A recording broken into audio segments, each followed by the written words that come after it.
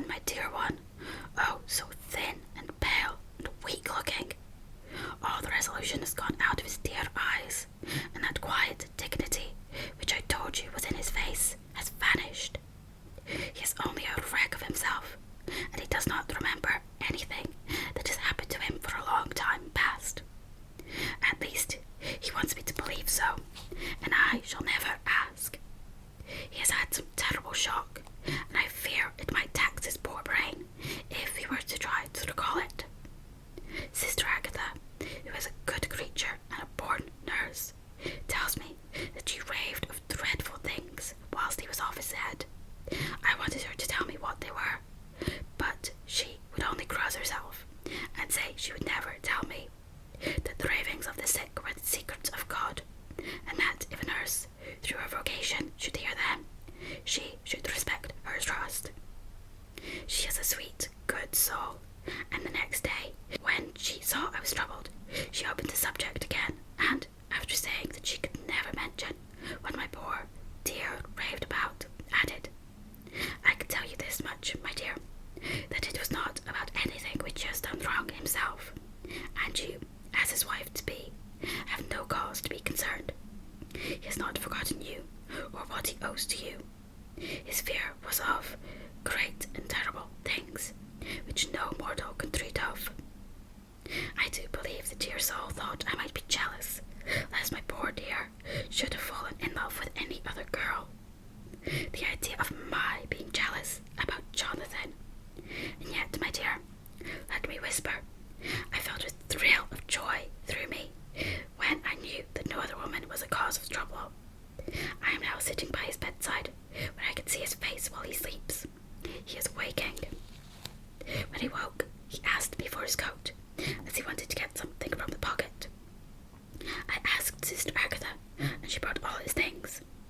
I saw that amongst them was his notebook. I was going to ask him to let me look at it, for I knew then that I might find some clue to his trouble. But I supposed he must have seen my wish in my eyes, for he sent me over to the window, saying he wanted to be quite alone for a moment. Then he called me back, and when I came, he had his hand over the notebook and said to me very solemnly, Wilhelmina, I knew then that I was in deadly earnest, for he has never called me by that name since he asked me to marry him. You know, dear, my ideas of the trust between husband and wife. There should be no secret, no concealment. I have had a great shock, and when I try to think of what it is, I feel my head spin round. I do not know if it was all real, or the dreaming of a madman. You know I've had brain fever, and that is to be mad. The secret is here. I do not want to know it. I want to take up my life here with our marriage. For, my dear, we had decided to be married as soon as the formalities are complete. Are you willing, Wilhelmina, to share my ignorance? Here is the book. Take it and keep it. Read it if you will, but never let me know, unless, indeed, some solemn duty should come upon me to go back to the bitter hours, asleep or awake, sane or mad, recorded here. He fell back exhausted, and I put the book under his pillow and kissed him.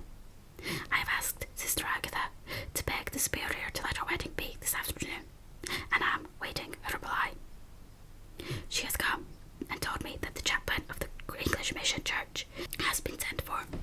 We are to be married in an hour, or as soon after as Jonathan awakes.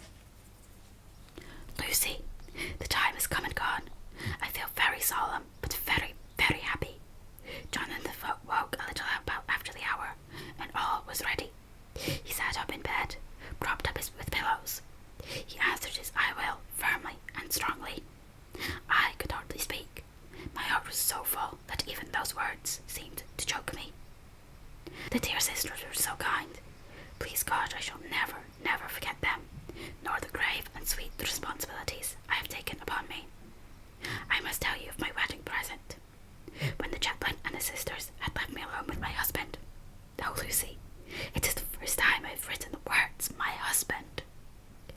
Left me alone with my husband. I took the book from under his pillow and wrapped it up in white paper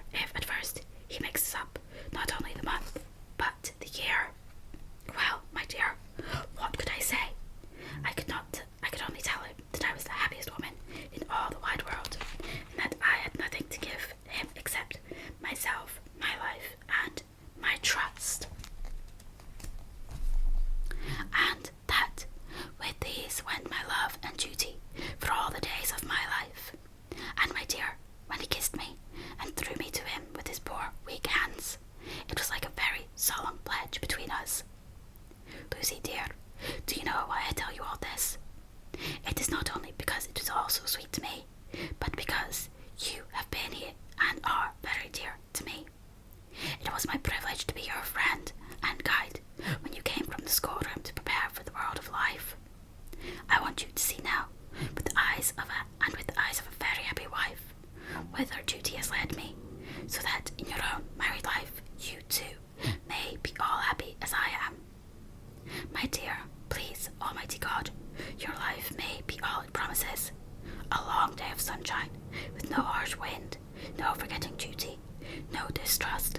I must not wish you no pain, for that can never be. But I do hope you will all be always as happy as I am now. Goodbye, my dear. I shall post this at once, and perhaps write you very soon again. I